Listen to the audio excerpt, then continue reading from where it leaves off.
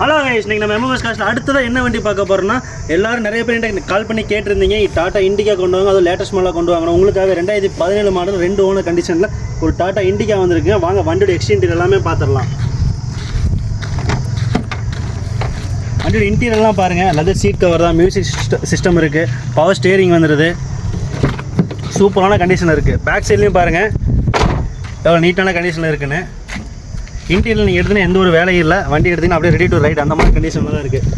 வண்டியோட ஓவரால் பாடி லுக்லாம் பார்த்துருப்பீங்க, எப்படி இருக்குது, நீட்டாகவே இருக்குங்க. இன்டீரியர் எக்ஸ்டீரியர் எல்லாமே சூப்பராக இருக்குது.